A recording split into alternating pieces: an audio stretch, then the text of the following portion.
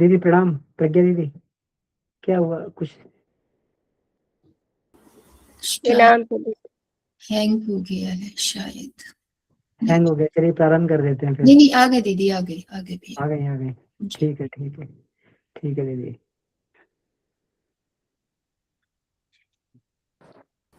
Hello, आवाज आ रही भैया? जी जी दीदी जी। ठीक है, सॉरी भैया, वो एक्चुअली ना वो माइक्रोफोन का कुछ परमिशन का चाहिए था, वो डबल फोन की वजह से वो हुआ। चलिए, अभी टाइम हो गया है तो अभी स्टार्ट करते हैं गायत्री मंत्र के साथ। ओम भूर्भुवः स्वः तत्सवितुर्वरेण्यं भर्गो देवस्य धीमहि धियो यो नः प्रचोदयात्। गुरुदेव और माता जी को नमन।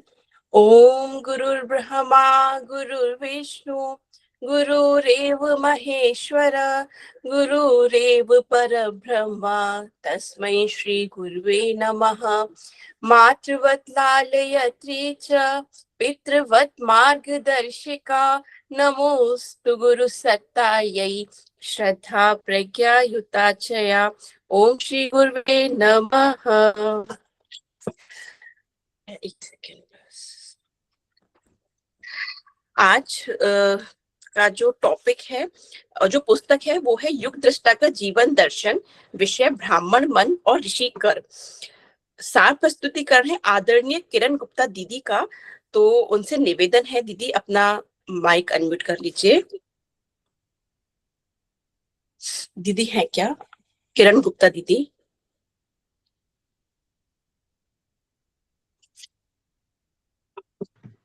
एक किरण गुप्ता दीदी हैं इसमें?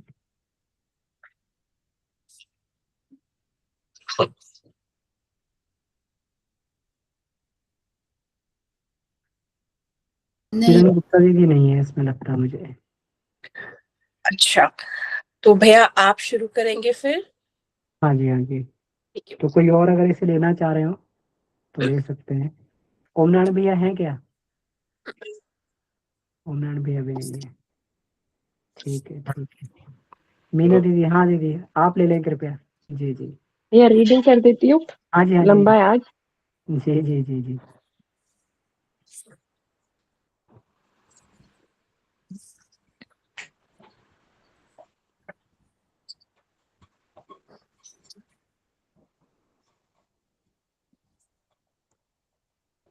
जी भैया मैं एक बार वाचन कर दूं क्या भैया? पेज अच्छा, नंबर दीदी कर रही हैं। हाँ दीदी कर रही है भाई साहब। जी जी। या पेज नंबर बता जी दीजिए जी सर। जी। दीदी पेज नंबर है इसमें 7.44 है। 4.49 हाँ। और अच्छा, फर्क हो सकता है कुछ नए पुराने मांगने में। पेज नंबर 370 है भैया। जी जी, हमारा पुराना मांग में है तो इसमें 7.43 है। इसमें 7.49 ऊपर दिया है और नीचे दिया हुआ है 370 पेज नंबर 370 71। जी भैया मिल गया। ठीक है जी, ठीक है, ओके, धन्यवाद।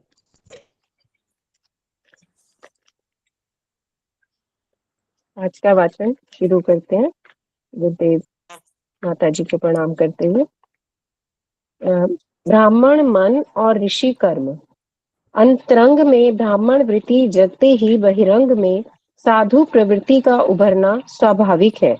ब्राह्मण अर्थात लिप्सा से जूझ सकने योग्य मनोबल का धनी, प्रलोभनों और दबावों का सामना करने में समर्थ, औसत भारतीय स्तर के निर्वाह में काम चलाने से संतुष्ट। इन परीक्षाओं में उत्तीर्ण होने के लिए आरंभिक जीवन में ही मार्गदर्शक का समर्थ प्रशिक्षण मिला। वही ब्राह्मण जन्म था। माता पिता तो एक मांस पिंड को इससे पहले ही जन्म दे चुके थे। ऐसे नर पशुओं का कलेवर न जाने कितनी बार पहनना और छोड़ना पड़ा होगा। तृष्णाओं की पूर्ति के लिए न जाने कितनी बार पाप के पोटले कमाने, लादने, ढोने और भुगतने पड़े होंगे। पर संतोष और गर्व इसी जन्म पर है जिसे ब्राह्मण जन्म कहा जा सकता है। एक शरीर नर पशु का, दूसरा नर नारायण का प्राप्त करने का सुयोग इसी बार मिला है। ब्राह्मण के पास सामर्थ्य का भंडार बचा रहता है, क्योंकि शरीर यात्रा का गुजारा तो बहुत थोड़े में निबट जाता है। हाथी, ऊंट, भैंसे आदि के पेट बड़े होते हैं, उन्हें उसे भरने के लिए पूरा समय लगे तो बात समझ में आती है, पर मनुष्य के सामने वैसी कठिनाई नहीं है। 20 उंगली वाले 2 हाथ, कमाने की 1000 तरकीबें ढूंढ निकालने वाला मस्तिष्क, सर्वत्र उपलब्ध विपुल साधन, परिवार सहकार का अभ्यास, इतनी सुविधाओं के रहते किसी को भी गुजारे में न कमी पड़नी चाहिए न असुविधा। फिर पेट की लंबाई चौड़ाई भी तो मात्र 6 इंच की है। इतना तो मोर कबूतर भी कमा लेते हैं। मनुष्य के सामने निर्वाह की कोई समस्या नहीं, वह कुछ ही घंटे के परिश्रम में पूरी हो जाती है। फिर सारा समय खाली ही खाली बचता है।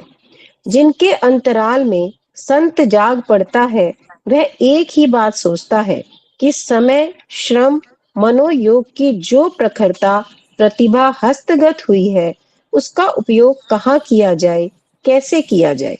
इस प्रश्न का उत्तर प्राप्त करने में बहुत देर नहीं लगती। देव मानवों का पुरातन इतिहास इसके लिए प्रमाण उदाहरणों की एक पूरी श्रृंखला लाकर खड़ी कर देता है। उनमें से जो भी प्रिय लगे, अनुकूल पड़े, अपने लिए चुना अपनाया जा सकता है। केवल दैत्य ही हैं जिनकी इच्छाएं, आवश्यकताएं पूरी नहीं होती। कामनाएं, वासनाएं, तृष्णाएं कभी किसी की पूरी नहीं हुई। साधनों के विपुल भंडार जमा करने और उन्हें अतिशय मात्रा में भोगने की योजनाएं तो अनेकों ने बनाई, पर हिरण्याक्ष से लेकर सिकंदर तक कोई भी उन्हें पूरी न कर सका।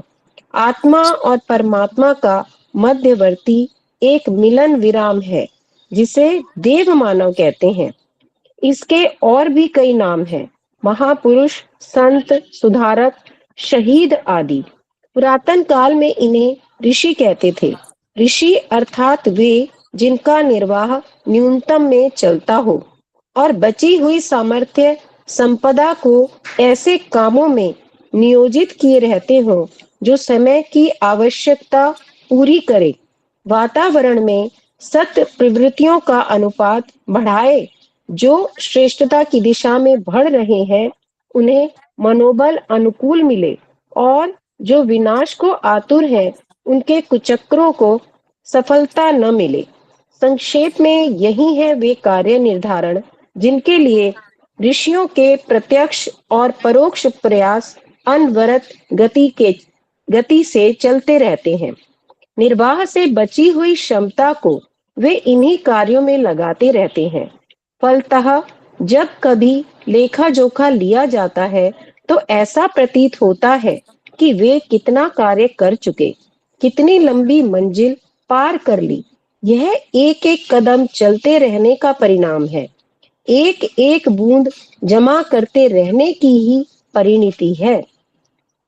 अपनी समझ में वह भक्ति नहीं आई जिसमें मात्र भावोन्माद ही हो, आचरण की दृष्टि से सब कुछ क्षम्य हो, न उसका कोई सिद्धांत जच्चा, न उस कथन के औचित्य को विवेक ने स्वीकारा।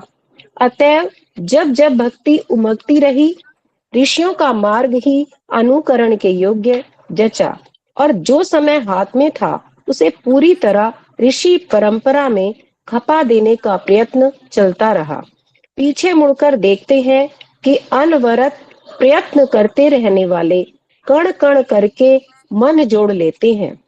चिड़िया तिनका तिनका बीन कर अच्छा खासा घोंसला बना लेती है। अपना भी कुछ ऐसा ही सुयोग सौभाग्य है कि ऋषि परंपरा का अनुकरण करने के लिए कुछ कदम बढ़ाए तो उनकी परिणति ऐसी हुई जिसे समझदार व्यक्ति शानदार कहते हैं। अपने समय के विभिन्न ऋषि गणों ने अपने हिस्से के काम संभाले और पूरे किए थे। उन दिनों ऐसी परिस्थितियां, अवसर और इतना अवकाश भी था कि समय की आवश्यकता के अनुरूप अपने अपने कार्यों को वे धैर्यपूर्वक संचित समय में संपन्न करते रह सके। पर अब तो आपातकाल है। इन दिनों अनेक काम एक ही समय में द्रुत गति से निपटाने हैं। घर में अग्निकांड हो तो जितना बुझाने का प्रयास बन पड़े उसे स्वयं करते हुए बच्चों को, कपड़ों को, धनराशि को निकालने ढोने का काम साथ साथ ही चलता है। हमें ऐसे ही आपातकाल का सामना करना पड़ा है और ऋषियों द्वारा हमारी हिमालय यात्रा में सौंपे गए कार्यों में से प्रायः प्रत्येक को एक ही समय में बहुमुखी जीवन जीकर संभालना पड़ा है। इसके लिए प्रेरणा, दिशा और सहायता हमारे समर्थ मार्गदर्शक की मिली और शरीर से जो कुछ भी हम कर सकते थे उसे पूरी तत्परता और तन्मयता के साथ संपन्न किया है। उसमें पूरी पूरी ईमानदारी का समावेश किया है। फलतः वे सभी कार्य इस प्रकार संपन्न होते चले हैं मानो वे किए हुए ही रखे हों।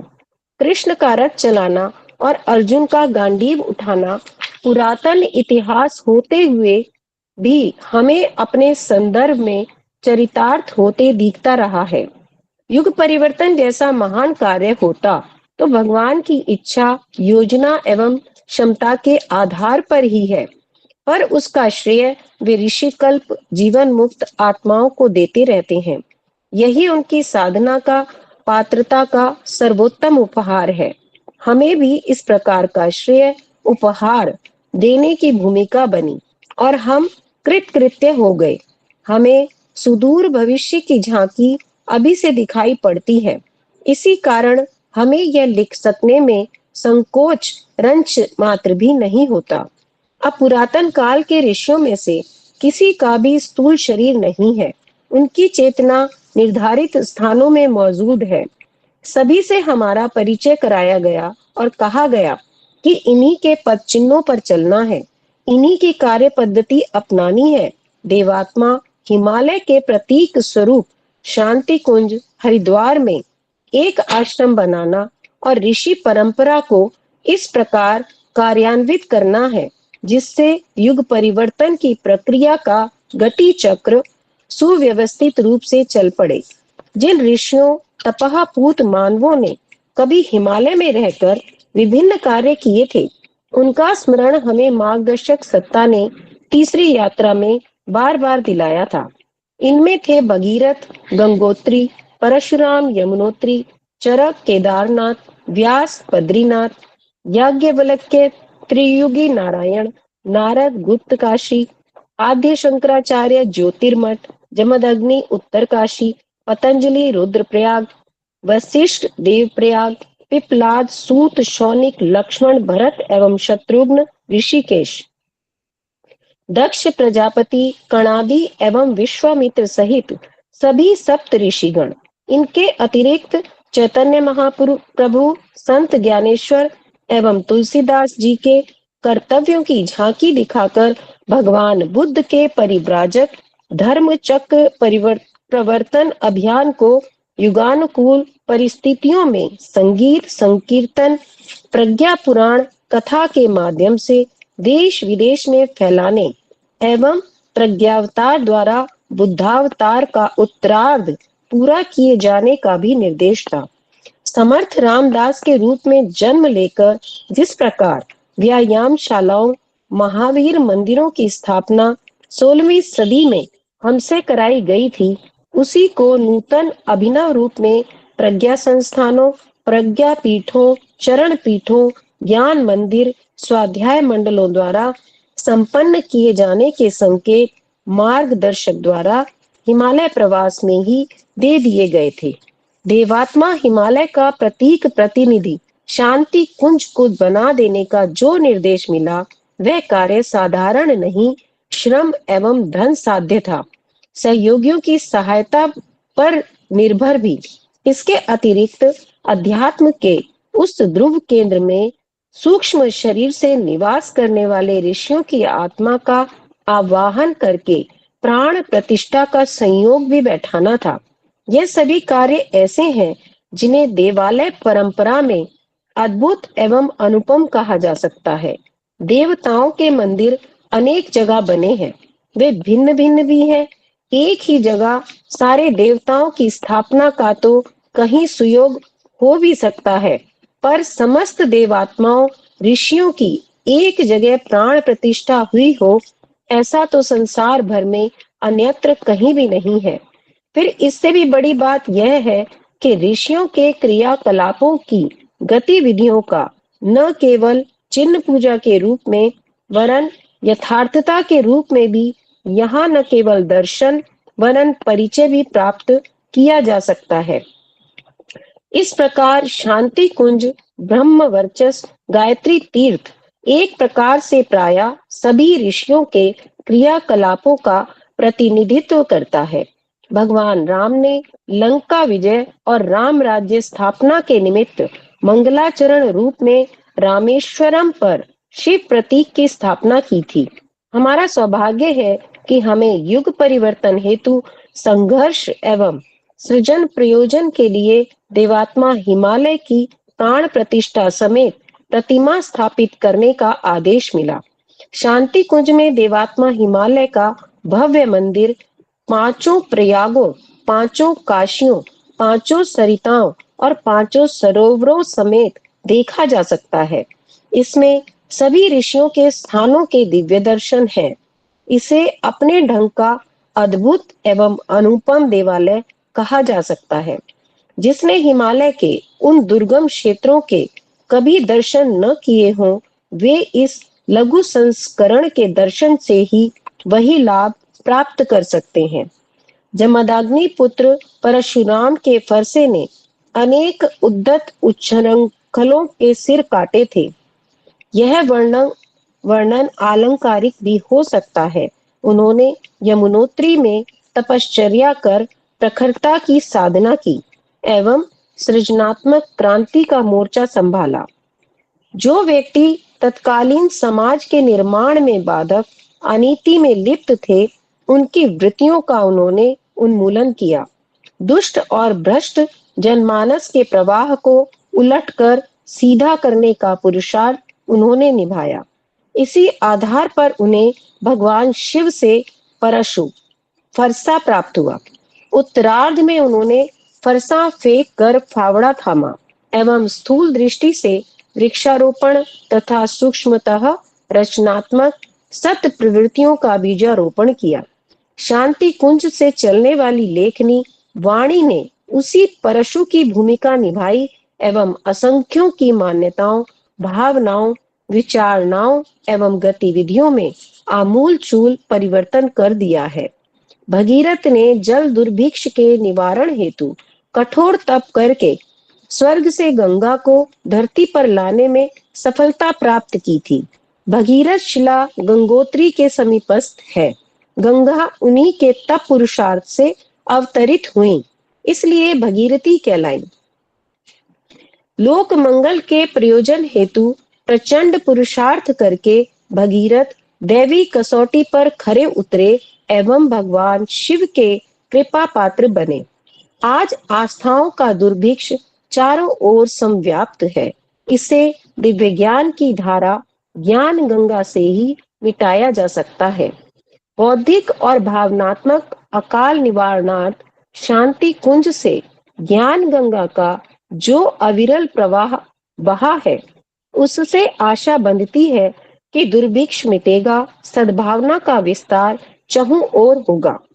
चरक ऋषि ने केदारनाथ क्षेत्र के दुर्गम क्षेत्रों में वनौषधियों पर शोध करके रोगग्रस्तों को निरोग करने वाली संजीवनी खोज निकाली थी। शास्त्र कथन है कि ऋषि चरक औषधियों से वार्ता करके गुण पूछते व समुचित समय में उन्हें एकत्र कर उन पर अनुसंधान करते थे। जीवनी शक्ति संवर्धन, मनोविकार शमन एवं व्यावहारिक गुण कर्म स्वभाव में परिवर्तन करने वाले गुण रखने वाली अनेक औषधियां इसी अनुसंधान की देन है। शांति कुंज में दुर्लभ औषधियों को खोज निकालने, उनके गुण प्रभाव को आधुनिक वैज्ञानिक यंत्रों से जांचने का जो प्रयोग चलता है, उसने आयुर्वेद को एक प्रकार से पुनर्जीवित किया है।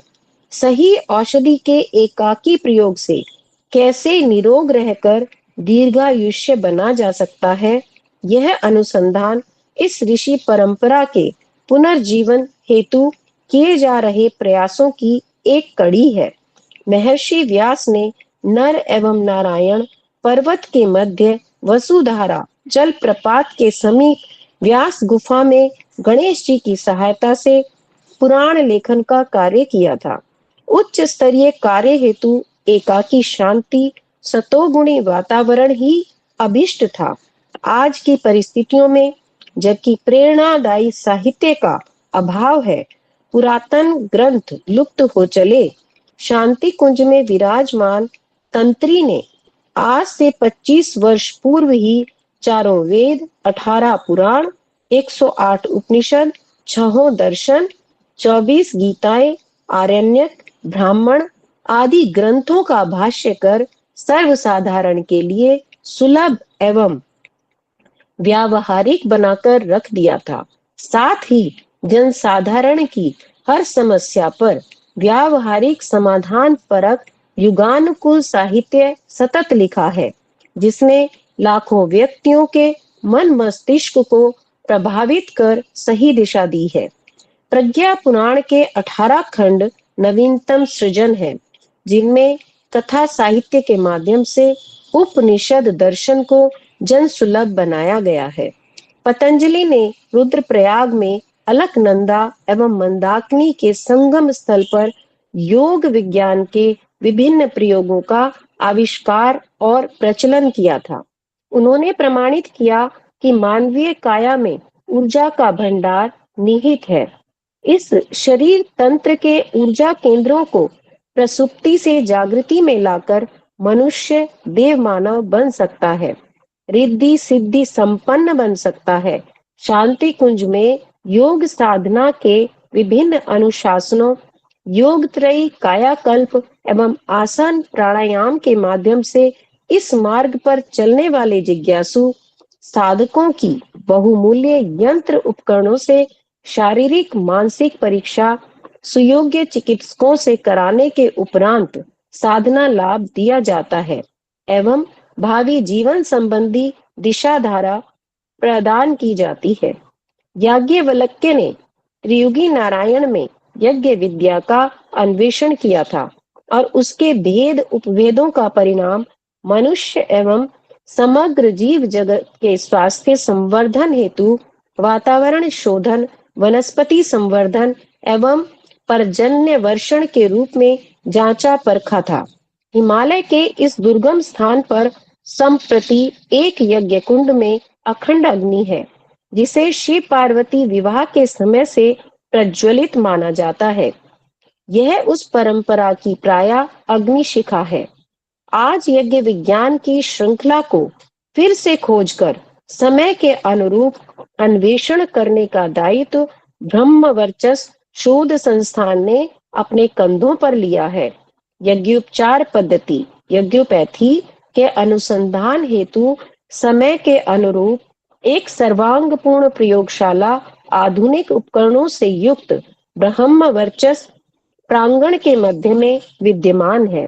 वनौषधि यजन से शारीरिक मानसिक रोगों के उपचार, मनोविकार शमन, जीवनी शक्ति वर्धन, प्राणवान पर्जन्य की वर्षा एवं पर्यावरण संतुलन जैसे प्रयोगों के निष्कर्ष देखकर जिज्ञासुओं को आश्चर्यचकित रह जाना पड़ता है।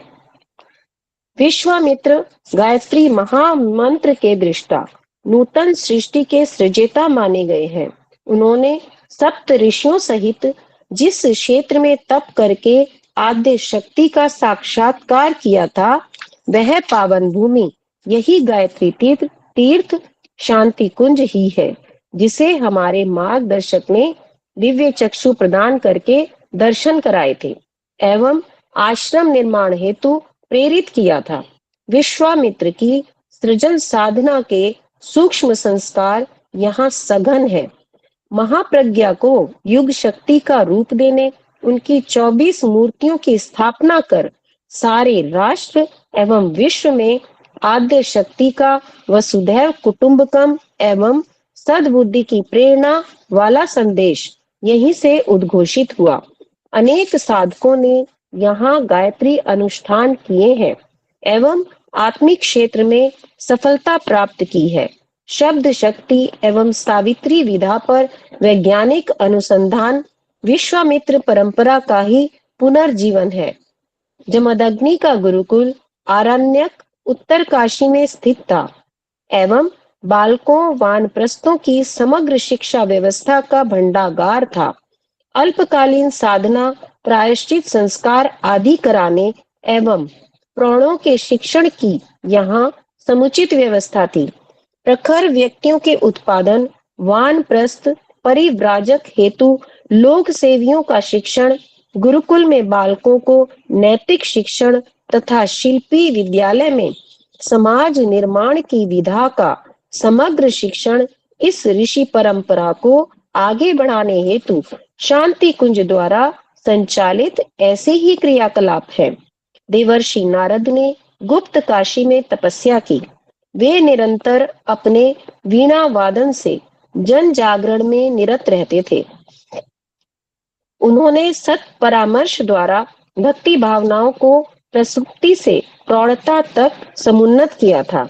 शांति कुंज के युग गायन शिक्षण विद्यालय ने अब तक हजारों ऐसे परिव्राजक प्रशिक्षित किए हैं। वे एकाकी अपने अपने क्षेत्रों में एवं समूह में जीप टोली द्वारा भ्रमण कर नारद परंपरा का ही अनुकरण कर रहे हैं। देवप्रयाग में राम को योग वासिष्ठ का उपदेश देने वाले वशिष्ठ ऋषि धर्म और राजनीति का समन्वय करके चलते थे। शांति कुंज के सूत्रधर ने सन 1930 से सन 1947 तक आजादी की लड़ाई लड़ी है। जेल में कठोर यातनाएं सही हैं। बाद में साहित्य के माध्यम से समाज एवं राष्ट्र का मार्गदर्शन किया है। धर्म और राजनीति के समन्वय साहचर्य के लिए जो बन पड़ा है हम उसे पूरे मनोयोग से करते रहे हैं। आद्य शंकराचार्य ने ज्योतिर्मठ में तप किया एवं 4 धामों की स्थापना देश के 4 कोनों पर की। विभिन्न संस्कृतियों का समन्वय एवं धार्मिक संस्थानों के माध्यम से जन जागरण उनका लक्ष्य था। शांति कुंज के तत्वावधान में 2400 गायत्री शक्ति पीठें विनिर्मित हुई हैं, जहां से धर्म धारणा को समुन्नत करने का कार्य निरंतर चलता रहा है। इसके अतिरिक्त बिना इमारत वाले चल प्रज्ञा संस्थानों एवं स्वाध्याय मंडलों द्वारा सारे देश में चेतना केंद्रों का जाल बिछाया गया है। ये सभी 4 धामों की परंपरा में अपने अपने क्षेत्रों में युग चेतना का आलोक वितरण कर रहे हैं। ऋषि पिपलाद ने ऋषिकेश के समीप ही अन्न के मन पर प्रभाव का अनुसंधान किया था। वे पीपल वृक्ष के फलों पर निर्वाह करके आत्म संयम द्वारा ऋषित्व पा सके। हमने 24 वर्ष तक जौ की रोटी एवं छाछ पर रहकर गायत्री अनुष्ठान किए।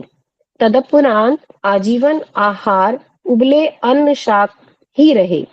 अभी भी उबले अन्न एवं हरी वनस्पतियों के कल्प प्रयोगों की प्रतिक्रिया जांच पड़ताल शांति कुंज में अमृतासन शोध के नाम से चलती रहती है। ऋषिकेश में ही सूत शौनिक कथा पुराण वाचन से ज्ञान सत्र जगह जगह लगाते थे। प्रज्ञा पुराणों का कथा वाचन इतना लोकप्रिय हुआ है कि लोग इसे युग पुराण कहते हैं। हर की पौड़ी हरिद्वार में सर्वमेध यज्ञ में हर्षवर्धन ने अपनी सारी संपदा तक्षशिला विश्वविद्यालय निर्माण हेतु दान कर दी थी। शांति कुंज के सूत्रधर ने अपनी लाखों की संपदा गायत्री तपोभूमि तथा जन्मभूमि में विद्यालय निर्माण हेतु दे दी। स्वयं या संतान के लिए इनमें से एक पैसा भी नहीं रखा। इसी परंपरा को अब शांति कुंज से स्थायी रूप से जुड़ते जा रहे लोक सेवी भी निभा रहे हैं। कणाद ऋषि ने अथर्ववेदीय शोध परंपरा के अंतर्गत अपने समय में अणु विज्ञान का वैज्ञानिक अध्यात्मवाद का अनुसंधान किया था। बुद्धिवादी के गले उतारने के लिए समय के अनुरूप अब आप्त वचनों के साथ साथ तर्क, तथ्य एवं प्रमाण भी अनिवार्य है। ब्रह्मवर्चस्व शोध संस्थान में अध्यात्म देव एवं विज्ञान दैत्य के समन्वय का समुद्र मंथन चल रहा है। दार्शनिक अनुसंधान ही नहीं, वैज्ञानिक प्रमाणों का प्रस्तुतिकरण भी इसकी सबसे बड़ी विशेषता है। इसकी उपलब्धियों के प्रति संसार बड़ी आशाएं लगाए बैठा है। बुद्ध के परिव्राजक संसार भर में धर्म चक्र प्रवर्तन हेतु दीक्षा लेकर निकले थे। शांति कुंज में मात्र अपने देश में धर्म धारणा के विस्तार हेतु ही नहीं, संसार के सभी देशों में देव संस्कृति का संदेश पहुंचाने हेतु परिव्राजक दीक्षित होते हैं। यहाँ आने वाले परिजनों को धर्म चेतना से अनुप्राणित किया जाता है। भारत में ही प्रायः 1 लाख प्रज्ञापुत्र प्रव्रज्या में निरत रहकर घर घर अलख जगाने का कार्य कर रहे हैं।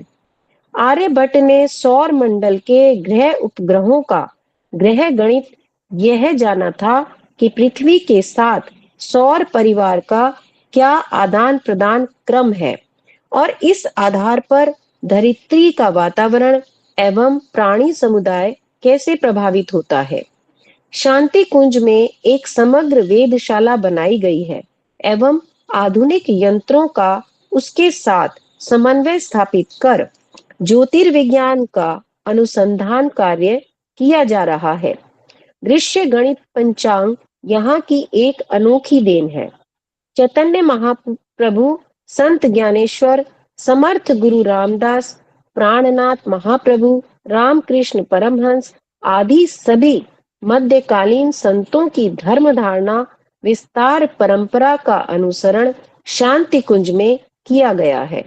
सबसे महत्वपूर्ण प्रसंग यह है कि इस आश्रम का वातावरण इतने प्रबल संस्कारों से युक्त है कि सहज ही व्यक्ति अध्यात्म की ओर प्रेरित होता चला जाता है।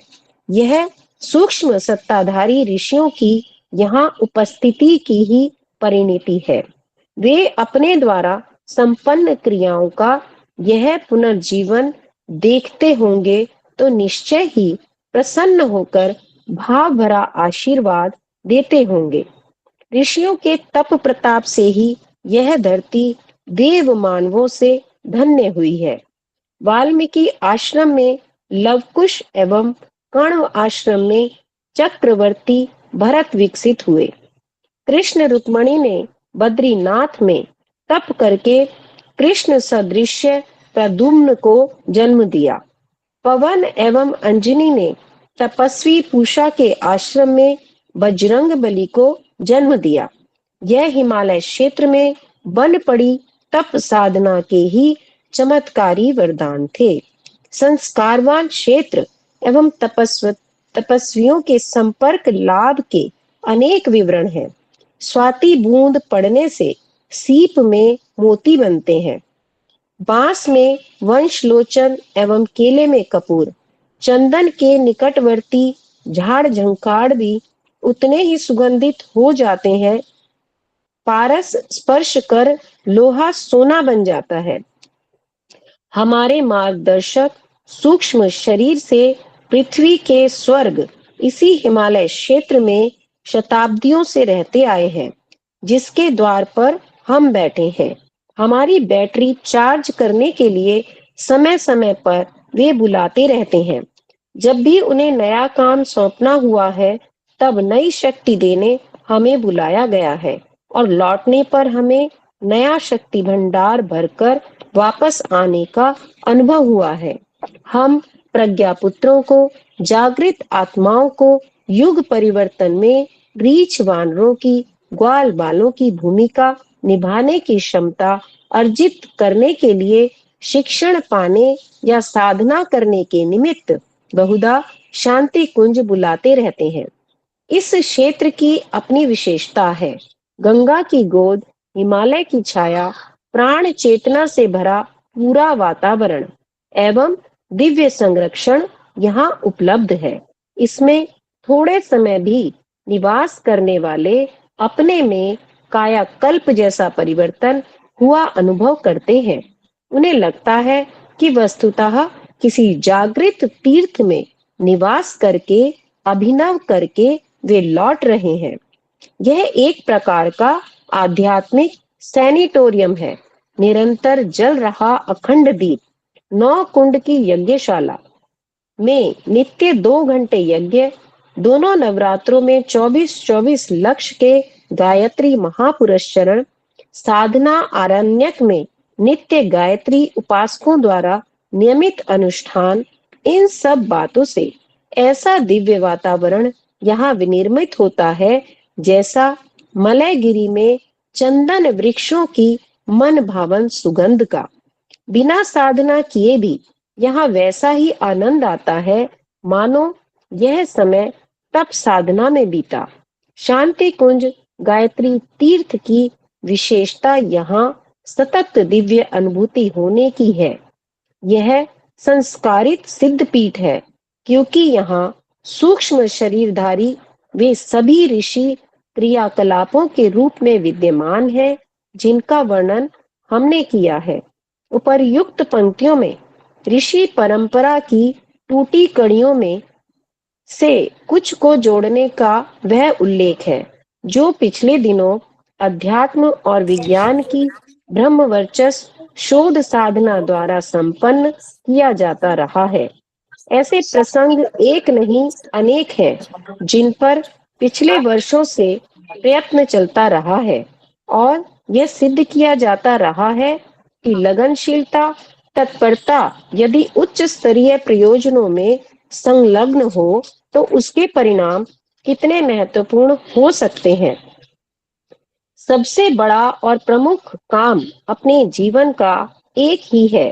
प्रस्तुत वातावरण को बदलने के लिए दृश्य और अदृश्य प्रयत्न किए जाएं। इन दिनों आस्था संकट सघन है। लोग नीति और मर्यादा को तोड़ने पर बुरी तरह उतारू हैं। फलतः अनाचारों की अभिवृद्धि से अनेकानेक संकटों का माहौल बन गया है। न व्यक्ति सुखी है, न समाज में स्थिरता है। समस्याएं, विपत्तियां, विशिकाएं निरंतर बढ़ती जा रही हैं। सुधार के प्रयत्न कहीं भी सफल नहीं हो रहे। स्थिर समाधान के लिए जनमानस का परिष्कार और सत प्रवृत्ति संवर्धन, यह 2 ही उपाय हैं। यह प्रत्यक्ष, रचनात्मक, संगठनात्मक, सुधारात्मक उपयोग द्वारा भी चलने चाहिए और अदृश्य आध्यात्मिक उपचारों द्वारा भी। विगत जीवन में यही किया गया है। समूची सामर्थ्य को इसी में होमा गया है। परिणाम आश्चर्यजनक हुए हैं। जो होने वाला है अगले दिनों अप्रत्याशित कहा जाएगा। एक शब्द में यह ब्राह्मण मनोभूमि द्वारा अपनाई गई संत परंपरा अपनाने में की गई तत्परता है। इस प्रकार के प्रयासों में निरत व्यक्ति अपना भी कल्याण करते हैं, दूसरे अनेकानेकों का भी। जी भैया प्रणाम। और इसमें बस जो सारांश रूप में बाबूजी इसको कई बार बताते हैं कि जो हमारे गुरुदेव हैं वो 24 कलाओं से युक्त है। यानी अब तक जितने भी अवतार हुए हैं, मत्स्यावतार से लेके बुद्धावतार तक, तो वो सभी कार्य हमारे गुरुदेव ने अकेले किए हैं। और यही चीज गुरुदेव इसमें मेंशन कर रहे हैं कि सारे नाम गिनाए उन्होंने।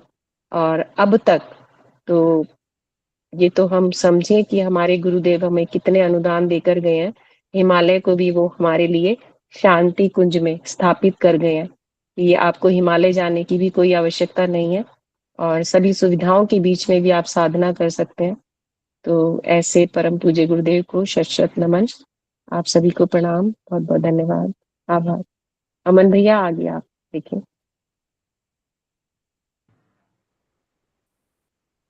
जी प्रज्ञा दीदी। जी भैया, मैं बस यही कह रही थी कि आप प्लीज इसको आगे बढ़ा दीजिए। जी मीना दीदी, बहुत बहुत आभार आपको, ये बहुत ही लंबा चैप्टर था, लेकिन कितने धैर्य से आपने कितनी स्पष्टता के साथ में इसको एक एक शब्द करके पढ़ा है, तो बिल्कुल ही अंतःकरण में अंदर प्रवाहित हो रहा था। तो मेरा निवेदन है कि अब इसमें गुरु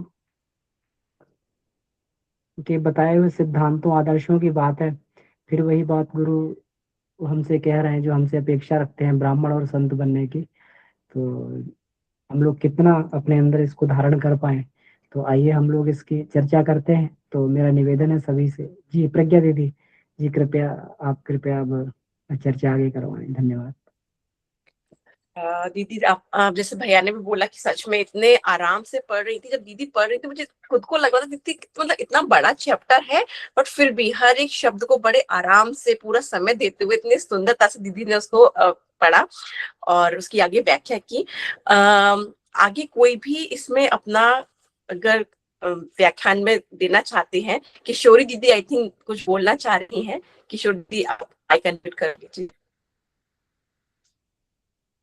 नहीं, मैंने हैंड रेज तो नहीं किया, लेकिन ये चैप्टर मैंने ये कहा कि बहुत लंबा है, यदि दीदी कहें तो दो आदमी पढ़ लेंगे, ये मैंने मैसेज किया था। सभी को प्रणाम। बहुत सुंदर है, इसकी गहराई बहुत है, एक एक शब्द का तो व्याख्या इतने बड़े का तो कर नहीं सकते हैं इसमें, है ना।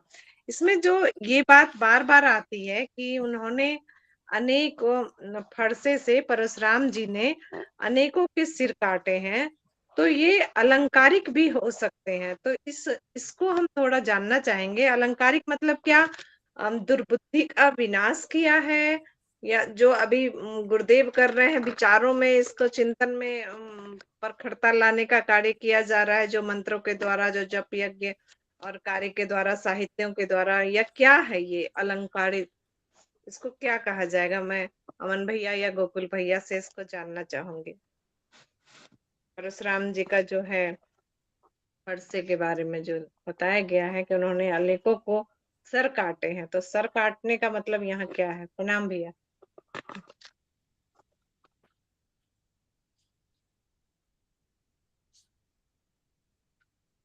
अमन भैया या गोकुल भैया, कोई भी इसको आगे बता दीजिए। जी प्रणाम।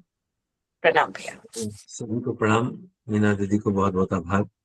अभी हम लोग ने इस पुस्तक का अध्ययन पूरा किया, महाकाल उसकी प्राण प्रत्यावर्तन प्रक्रिया, और उस पुस्तक के अंदर में इसका परम पूज्य गुरुदेव ने बहुत स्पष्ट उल्लेख किया है कि ऐसा कभी संभव नहीं है कि किसी के गर्दन काट दिए जाए। तो गर्दन काटने का मतलब ही यही है कि उनके विचारों का परिवर्तन करें, उनके मस्तिष्क के अंदर में एक नए विचारों का संचार करना। ये वाली बात इसके अंदर में हमेशा गुरुदेव ने वहां भी कहा है और भी कई जगहों पर कहा है। इस चैप्टर में जो बातें आई हैं उसमें जो सबसे महत्वपूर्ण बात ये है, जो टाइटल ही यहाँ से आता है कि ब्राह्मण मन और ऋषि कर्म। मतलब हमारा मन ब्राह्मण जैसा हो और हमारे कर्म ऋषि जैसे। गुरुदेव ने एकदम स्पष्ट एक संकेत इस चैप्टर में ये दिया है कि हमारा मन ब्राह्मण जैसा हो। सच तो यह है कि हमारा मन अभी भी सिद्धियों और चमत्कारों में बहुत भटकता रहता है। गायत्री साधना से ज्यादा लाभ होगा कि दूसरी साधना से ज्यादा लाभ होगा, कि इससे क्या लाभ हुआ, हमको मिला नहीं मिला, अभी भी इसी में भटकते रहते हैं कहीं ना कहीं। और ऋषियों की तो बात ही छोड़ दीजिए, ऋषि का तो स्तर ही नहीं है। ऋषि को तो हमने मान लिया कि हिमालय में रहेंगे और कुछ करते रहेंगे। गुरुदेव ने ऋषि परंपरा के कितनी बात यहाँ पे इस बात को कह दी है कि अंतरंग में ब्राह्मण वृत्ति जगते ही बहिरंग में साधु प्रवृत्ति का उभरना स्वाभाविक। पहली लाइन ही एक ऐसा है जैसे कि पूरी बात उस पर अटक जाती है। औसत भारतीय स्तर के निर्वाह में काम चलाने से संतुष्ट। और इस लाइन पर मुझे लगता है मैं तो फेल हो रहा हूं। ठीक है, ऐसा नहीं है कि इस लाइन को अनुभूत नहीं किया, क्योंकि मैंने अपने पिताजी को इस जिंदगी को जीते हुए देखा, पर फिर भी वैसा नहीं है। बात हम अपने आप को संतोष दे लेते हैं कि दुनिया की तुलना में हम बहुत औसत स्तर पर जी रहे हैं, या जिस स्तर पर हम जी सकते थे उससे बहुत साधारण स्तर पर होकर के जी रहे हैं। यहां तक अपने को संतोष दे सकते हैं, लेकिन ईमानदारी की बात करें तो काम चलाने में संतुष्ट वाली बात तो नहीं, इसमें तो कोई दो राय नहीं, इसको स्वीकार करना ही चाहिए। मैं अपने लिए तो स्वीकार करता हूं, औरों की मैं नहीं जानता। भक्ति की बात में गुरुदेव कितनी सुंदर ये बात लिखती है कि अपनी समझ में वह भक्ति नहीं आई जिसमें मात्र भावोन्माद ही हो, आचरण की दृष्टि से सब कुछ हो। आज के समय में जो भक्ति का क्रम चल रहा है वो पूरा यही चल। अभी 2-3 दिन पहले अपने ग्रुप में से किसी बहन ने मुझे फोन किया था, उनको भी ये इस बात की पीड़ा थी कि भाई हर जगह जो कार्यक्रम हो रहे हैं, प्रोग्राम हो रहे हैं, उसमें खाली भजन, गाना, भजन, और वो भी लोकाचार के गीत, गुरुदेव के प्रज्ञा गीत गायब होते चले जा रहे हैं, वो बात समाप्त होती चली जा रही किस जगह की। तो ये बहुत तेजी से हमारे परिकर में, हमारे परिवार में भी घुसते चले जा रहा है। और इस जगह पर मुझे वही एक बात याद आती है कि बुराई इसलिए नहीं फैलती कि बुरे लोग बुरा काम कर रहे हैं, बुराइयां इसलिए फैलती हैं कि अच्छे लोग अच्छा काम नहीं कर रहे। कहीं ना कहीं हम सब ने भी उसको स्वीकार कर लिया है अपने इस जीवन के अंदर में, भाई ठीक है, चलता है, होता है, ये चीजें चलती रहती हैं। इसमें एक और महत्वपूर्ण बात है, गुरुदेव ने बहुत कम जगह ऐसा स्पष्ट कहा है, बहुत कम जगह। इसमें जहां पर हिमालय के विभिन्न ऋषियों का वर्णन है, वहां गुरुदेव लिखते हैं कि समर्थ रामदास के रूप में जन्म लेकर जिस प्रकार व्यायामशालाओं और महावीर मंदिरों की स्थापना 16वीं शताब्दी में हमसे कराई थी, इतना स्पष्ट गुरुदेव कहीं नहीं लिखा। और इसमें हमारी वसीयत में तो उन्होंने लिखा, और अब तो हमने वसीयत विरासत से वो पन्ने भी हटा दिए कि जहां पे उन्होंने कहा कि अब नई वसीयत विरासत भेजिए तो आपको वो नहीं मिलेगा, यहाँ पे कि वो लिखा है कि 3 जन्मों की बात वहां पे लिखी है। और यहाँ गुरुदेव स्पष्ट लिखते हैं कि 16वीं शताब्दी में हमसे कराई गई। अब अगर इसके बाद भी कोई प्रश्न हमारे मन में रहता है तब तो फिर हम उसके लिए क्या कह सकते हैं। स्थापनाओं के समय बहुत गजब सेंटेंस इसमें लिखे हैं। आगे लिखते हैं, एक ही जगह सारे देवताओं की स्थापना का तो कहीं संयोग हो भी सकता है, पर समस्त देवताओं और ऋषियों की एक जगह प्राण प्रतिष्ठा हुई हो तो ऐसा संसार भर में अन्यत्र कहीं नहीं। गुरुदेव ने ऋषियों को कितना बड़ा महत्व दिया है। हम लोग तो देवताओं और देवियों में परेशान कि कौन सी देवी की, कौन सी देवता की मंत्र जप करें नहीं करें। ऋषि तो हमारे सब्जेक्ट में ही नहीं आ रहे। और मंत्र विज्ञान ये कहता है कि हर मंत्र का एक ऋषि होता, तो ऋषि का कितना बड़ा महत्व है ये हम लोगों को समझना चाहिए, और ऋषियों को अपने जीवन का आदर्श के रूप में कहीं देखना चाहिए। जितना दूर निभ सके, जहां तक भी पहुंचेंगे, किसी का कोई आदर्श होगा तो कुछ दूर तक तो उसको ले ही जाएगा, इसमें कोई दो राय नहीं।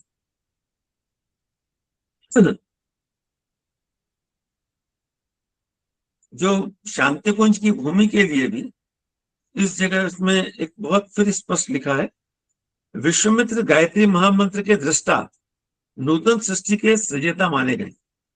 उन्होंने सप्त ऋषियों सहित जिस क्षेत्र में तप करके आद्य शक्ति का साक्षात्कार किया था, वह पावन भूमि यही गायत्री तीर्थ शांतिकुंज की है, जिसे हमारे मार्गदर्शक ने दिव्य चक्षु प्रदान करके दर्शन कराए। एकदम स्पष्ट इसमें लिखा है कि इस भूमि को दादा गुरु ने उनको दिव्य चक्षु प्रदान करके दर्शन कराए। तो ऐसी बहुत सी इसमें जगह जगह बातें हैं।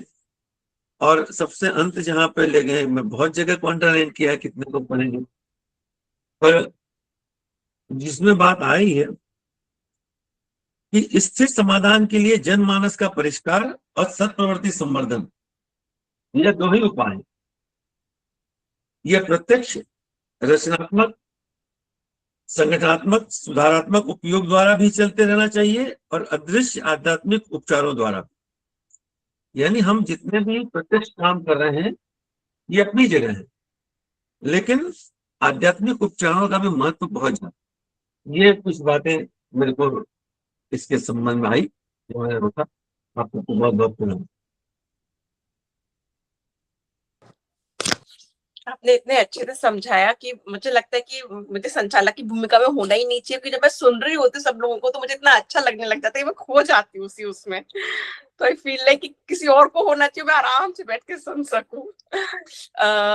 आगे किसी का कोई क्वेश्चन हो तो वो भी लिया जा सकता है। अभी किसी का हैंड रेज है, दिखा तो नहीं है वैसे। अभी जी दो दीदी, तो इसमें जब तक किन्हीं का नहीं है तब तक एक दो बिंदुओं पर और इसमें चर्चा कर लेते हैं हम लोग। उनका उस दिन रह गया था, अगर वो यहाँ पे हो उपस्थित। हाँ, राजेश भैया है क्या आज यहाँ पे? राजेश,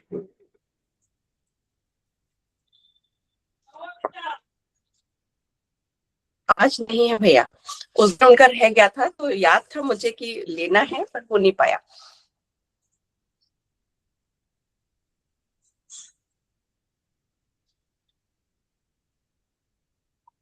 किसी और को अपना कुछ भी पॉइंट ऐड करना हो या जिनके मन में कुछ भाव आया हो वो भी शेयर कर हम सकते दोनों ही कहेंगे, सारांश वो तैयार है कहने के लिए, उनको सुना और जाए। जहां तक मुझे ध्यान पड़ता है उस दिन चर्चा शायद इस बात पे रह गई थी कि जो घटनाक्रम घट रही है और जो वर्णन किया उसके अंदर में गैपिंग, ठीक है ना, कुछ ऐसी बात थी।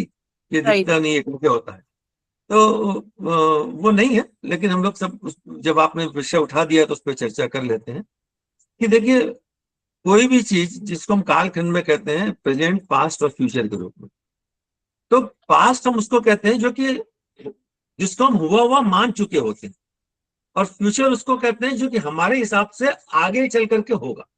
ठीक है, इसको अगर हम एक उदाहरण से समझें कि जैसे हम रेलवे स्टेशन पर खड़े हैं और हम देखा ट्रेन हमें दिख नहीं रही आने वाली, पर ट्रेन कहीं तो आ रही है पर हमें आती हुई नहीं दिख रही, तो हम कहेंगे कि ट्रेन आएगी या आने वाली, यानी भविष्यकाल की बात कहेंगे।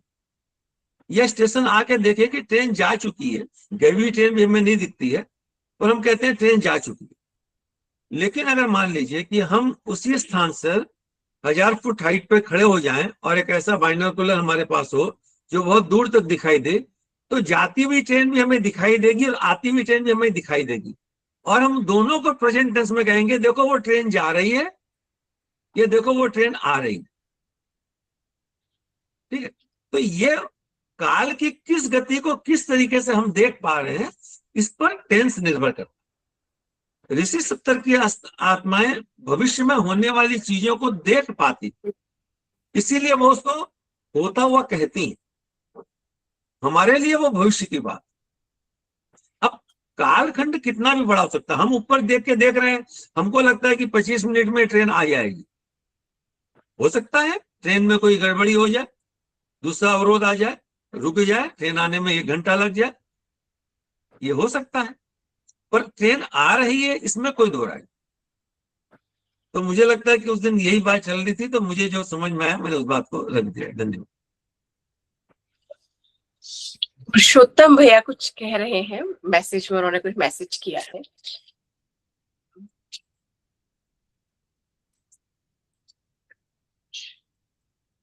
अमन भैया पढ़ पा रहे हैं क्या मैसेज को? जी जी दीदी, पुरुषोत्तम भैया ने लिखा है, गुरु जी ने तो सभी ऋषियों के कार्यों को आगे बढ़ाया, हम केवल अपनी गोत्र के ऋषि को ही पकड़ लें तो शायद बात बन जाएगी। बिल्कुल सही है। तो हम लोग तो अपना गोत्र जो है गुरुदेव से जुड़ने के बाद भारद्वाज ही मानते हैं, तो गुरुदेव ही हमारे ऋषि हैं, तो उनकी परंपरा तो वही है, एक ही परंपरा है, साधु ब्राह्मण की परंपरा जो उन्होंने आज बताया है। तो हमें लग रहा है वही ब्राह्मण की परंपरा ही पहले हम लोग को पकड़नी चाहिए, उसी मार्ग पे आगे बढ़ना चाहिए। तो जो गोकुल जी भाई साहब कह रहे थे कितने स्पष्ट उन्होंने जो है इसके साथ में बात बिल्कुल ठीक है कि ये ब्राह्मणत्व का जीवन जो है थोड़ा सा कठिन रहता है, क्योंकि जो है बहुत सारी हम लोग अपने समाज में आसपास में ये चीजें देखते हैं तो कहते हैं कि आज के समय में भी संभव नहीं है। तो वो सारी चीजें हैं, लेकिन गुरुदेव ने तो, अगर हम लोग उस समय देखें कि शांति कुंज में जो मॉडल खड़ा किया था, तो आज से करीब करीब 20 वर्ष पहले वहां पर जितने भी जीवनदानी कार्यकर्ता रहा करते थे, तो जीवनदानी कार्यकर्ताओं को 2,000 रुपये महीने के हिसाब से उनको वो मिलता था, जो वहाँ का जो जीवन सहयोग राशि थी। और 2,000 रुपये महीने में उन्हें सब कुछ चलाना होता था, पूरा का पूरा उसमें जो है अपना राशन से लेके वो सब कुछ खरीदना होता था। तो हम लोग समझ सकते हैं 20 वर्ष पहले की बात है, बहुत ज्यादा पहले की बात नहीं है। बहुत दिनों तक भी ये परंपरा रही होगी, अब पता नहीं वहाँ पे कैसे क्या है, लेकिन उस समय 2,000 रुपये मासिक में ही सब लोग गुजारा किया करते थे। तो किस स्तर तक गुरुदेव कितना हम लोगों से प्रयास करते हुए, बात बिल्कुल ठीक भी है कि हम लोग कभी कभी जो है लग्जरी को ही अपनी ये भेद नहीं कर पाते हैं कि क्या हमारे लिए लग्जरी है और क्या हमारे लिए नेसेसिटी है। तो कभी कभी लग्जरी को ही हम नेसेसिटी मानकर ये करने लगते हैं कि समाज में तो ये सब चलता है और ये आवश्यक है। तो ये बहुत ही सूक्ष्म बुद्धि से हम लोगों को ये करना होता है। एक बार की बात है, बहुत ही बढ़िया है, उसके बाद में नीमा दीदी का हैंड रेज है तो उनको सुनेंगे। तो एक बार मैंने उनसे प्रश्न किया था, आदरणीय उपाध्याय जी से, वरिष्ठ उपाध्याय जी से प्रश्न पूछा था कि आपने जीवन भर अपरिग्रही जीवन जिया है, गुरुदेव भी जो है न्यूनतम स्तर पे जीत रहे, आपने भी अपरिग्रही जीवन जिया है, आपने कैसे जिया? तो उन्होंने कहा कि समझदार बन जाओ। तो अभी तब समझ में नहीं आई बात है कि समझदार बन जाओगे क्या मतलब है। कह रहे समझदार बन जाओ, जिस दिन तुम समझदार बन जाओगे उस दिन समझ में आ जाएगा कि ये सारी की सारी जितनी हम साधन सुविधाएं, ये एक बहुत बड़ी आफत को भी अपने साथ में लेके आती है। और ये आफत जितनी उड़ते जाएंगे तो जितनी सुविधा, उससे अधिक हमारा जो है ये हमारा समय और ये संसाधन को बर्बाद करती है। तो अगर समझदारी आ जाएगी कि इस चीज की हमें बहुत अधिक आवश्यकता है और इसी हिसाब से उसको अगर ये किया जाएगा, तो फिर जो है अपने आप धीरे धीरे फिर बहुत ज्यादा ये जो है ये करने की आवश्यकता, त्याग और ये सब करने की आवश्यकता नहीं है। क्योंकि हो सकता है कि त्याग और ये सब हम लोग ये करें कि हमने त्याग दिया है सभी, तो हो सकता है कि कभी कभी चिंतन में अहंकार भी आ जाए कि हमने त्याग पूर्वक ये वृत्ति अपनाई हुई है, तो अहंकार भी आ जाए। तो अगर ये अपना लेंगे कि समझदारी दिखाई हमने, इसलिए हम इसका प्रयोग नहीं कर रहे, तो फिर जो है अहंकार नहीं आएगा कभी। और समझदारी वाली बात में फिर हमेशा संतुष्टि भी रहती है। तो बहुत बढ़िया सूत्र उनसे मिला था कि समझदार बन जाओ। तो ये वाली बात है। तो अब हर जगह जो है आप कभी सोचने का प्रयास करते हैं कि कोई चीज अगर हमें आवश्यक है तो कितनी आवश्यक है और उसके साथ कितनी आफत जुड़ी हुई है, कितनी आफत हमें झेलनी पड़ेंगी उसके साथ में। अगर वो सुविधा उठाते हैं तो सुविधा और आफत को कंपेयर करके देखते हैं। तो अगर आफत बड़ी मालूम पड़ती है, सुविधा कम मालूम पड़ती है, तो फिर उसको नहीं करते। तो ये बहुत बढ़िया फार्मूला उन्होंने दिया। तो ठीक है भैया, इसमें एक बात मैं ऐड करूंगा। आपने दो बात कही, नेसेसरी और लग्जरी। तो इस दरअसल इसमें बीच की एक चीज और होती है जिसको कंफर्ट करते हैं। इकोनॉमिक्स में 3 चीजें आती हैं, नेसेसरी, कंफर्ट और लग्जरी। लग्जरी का तो छोड़ना बहुत आसान है, वो तो उतना काम तो हो जाएगा। समस्या जो आती है वो कंफर्ट को डिफाइन करना कि कंफर्ट कब नेसेसरी है और कब कंफर्ट लग्जरी होता है, इसका गैपिंग करना। पर उसमें आज आपने बताया कि इसके साथ की मुसीबतों को भी देखते रहेंगे तो शायद ये बात सूत्र में से मिल सकता है। ये अच्छी बात आज आपसे सुनने को मिली।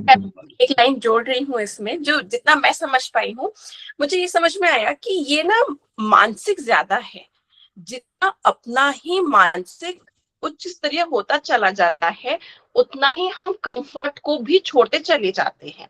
जब तक वो अंतःकरण से वो चीज नहीं आती, तब तक शायद लग्जरी भी हमें कंफर्ट ही नजर आ रहा होता है। तो ये मेरा खुद का भी अनुभव है, क्योंकि मैं बहुत उसमें जीती हूँ। मुझे समटाइम डर लग जाता है कि अगर काम वालियां नहीं होंगी तब कैसे होगा। तो मैं सोचती हूँ कि कैसे गुरुदेव ने जिया था, तो मुझे वो समझ में आता है कि ये एक्चुअली मानसिक ज्यादा है रादर देन कि वही है कि एक लाइन और कहते पुरुषोत्तम भाई साहब ने जो बात कही थी कि अपने अपने गोत्र के ऋषियों को तुम देख लें, तो हमारे गोत्र के ऋषि ने क्या किया ये हमको कईयों को बहुत ना भी पता होगा, लेकिन गुरुदेव ने यहाँ जिन ऋषियों का वर्णन किया इनमें से किसी किसी एक प्रोजेक्ट को अगर हम पकड़ लें तो भी शायद बन जाएगी। धन्यवाद। इस समय थोड़ा कम है, बाकी लोग का हैंड दे। हाँ, नीमा दीदी का हैंड रेज हुआ था, एक क्वेश्चन उनका ले लेते हैं।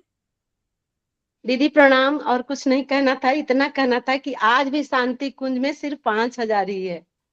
आज भी चाहे छोटा कार्यकर्ता हो या बड़े लेवल पे, वो प्रोफेसर हो वहां के या कोई भी हो, उनको 5,000 ही रुपए दिए जाते हैं। यही दीदी कहना था और कुछ नहीं। बाकी धन्यवाद। तो है हमारे भाई लोग। प्रणाम सभी को। एक चंदन भैया का भी हैंड रेज हुआ था, चंदन शर्मा भैया का, 1 मिनट में उनका भी ले लेते तो फिर पूरा हो जाएगा। हाँ, गोकुल भैया प्रणाम, अमन भैया प्रणाम, प्रज्ञा दीदी प्रणाम, सबको प्रणाम। हेलो, आवाज आ रही है? हाँ जी भैया, आवाज आ रही है आपकी। हाँ, तो याद आ गया दीदी हमको भी थोड़ा बोलने का। मेरे भाई साहब रहते थे वहाँ शांति कुंज में, तो गुरुदेव भी थे उस समय 1980 में। तो भैया सुनाते रहते हैं कहानी, तो बोलते हैं गुरुदेव के पास जब नीचे बैठते थे तो गुरुदेव को देखते थे। ये भैया कभी कभी जाते थे बुक उक लेके, तो गुरुदेव बाथरूम अपना खुद साफ कर लेते थे। बताते थे भैया कि गुरुदेव तो अपना रूम झाड़ू भी मार लेते थे, और फट से एकदम मतलब कोई आया तो माता जी नहीं है तो तुरंत नीचे जो है ना, कोई आया तो ब्लैंकेट रहता था तो उसको बिछा देते थे गुरुदेव। और इतना स्पीड में, मतलब कि उनके पास इतना बड़े संत। आप तो, हम लोग इतना 3300 बुक है, आप अभी तो पढ़े तो कैसा लगा कि बाप रे इतना महान लोग बाथरूम साफ कर लेते हैं। और अपना कपड़ा, भैया बताते थे धोती 2 ही रहता था गुरुदेव का, अब तुरंत धोते थे और तुरंत पहनते थे। और खाना बाद में भी दाल रोटी खाते थे, 1 कटोरी दाल, 2 रोटी और 1 साग बथुआ का, बताते थे भैया। और इतना जल्दी खा के तुरंत धो के रख देते थे। तो ये सब कहानी सुनते थे तो लगता था कि आपके गुरुदेव कैसे थे, कैसे इतना स्पीड कर लेते थे और इतना बड़ा बड़ा बुक लिखे। हम लोग तो जिंदगी में कभी बुक पढ़ नहीं पाएंगे। तो कहने मतलब है कि हम लोग को भी सीखना है कि घर का जो घर काम जो है तत्परता से हड़बड़ा के जल्दी से कर लेना। तो बहुत गुरु का सानिध्य बड़ा आनंदमय है। बस ज्यादा क्या कहूंगा, सीखना है गुरुदेव से। धन्यवाद। धन्यवाद भैया, आपने वो अनुभव शेयर किया कि कैसे गुरुदेव करते थे, आपने वो बात हम तक पहुंचाई, उसके लिए आपको धन्यवाद। और अमन भैया, गोकुल भैया, मीना दीदी और जिन्होंने भी अपनी अपनी प्रस्तुति दी, सभी को बहुत बहुत धन्यवाद। समय हो गया है तो अभी शांति पाठ करते हैं, कल फिर अगेन मिलेंगे।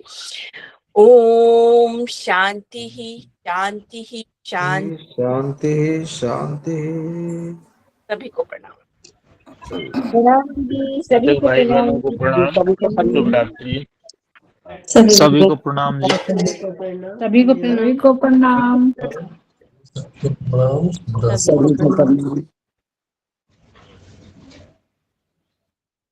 प्रणाम सभी को। जय गुरुदेव। सभी दीदी भैया को प्रणाम। जय गुरुदेव।